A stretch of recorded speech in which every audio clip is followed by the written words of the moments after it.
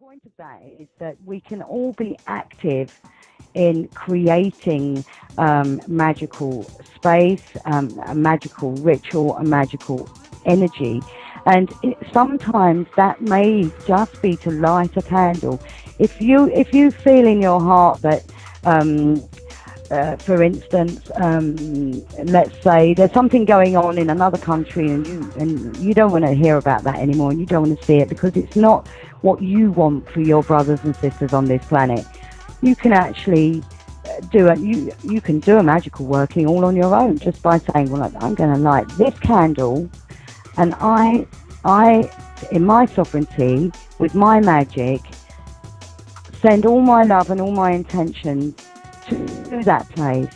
That I don't want to see that happen. I want to see a much better life, or a much better environment for those people there. And doing magic for people or animals.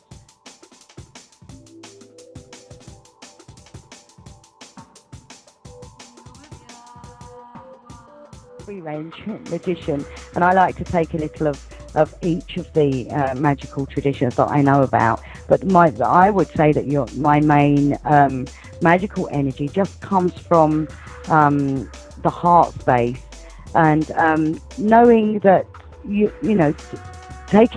being in your power to know that you can affect other people in a positive way with your intentions. And intention is a big thing, because it's about creation. It's about what we create. If we intend with our hearts for the good of everybody, then we can create every time we do that.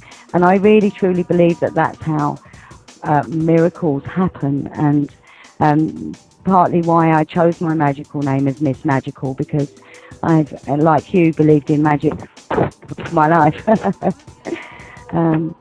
And I've been lucky enough, lots of other people that do too. I think when you first start doing practical magic, it's good to get into a space where you're comfortable with yourself and where you really like yourself and love yourself. Self-love is a good place to start, to try and make yourself into being a magician. And then, really, when you thought about it, just do it, because it's within all of us to experience it. But a lot actually, I think, almost afraid or don't think they've got enough magical ability. We all have liberty. I think with anything, the more you practice, the better you're going to get at it. Yeah, it's true. That's true. And like we say, when you start having people's heads together, getting people together with the same intention, I know for healing, certainly, and for distant healing, that's very important. And in fact, there's going to be a blog talk show coming up soon, which is just going to be for the intention of healing. And I think that's going to be fantastic, where people that need healing can come along, and people that want to and have healing to offer can also be there.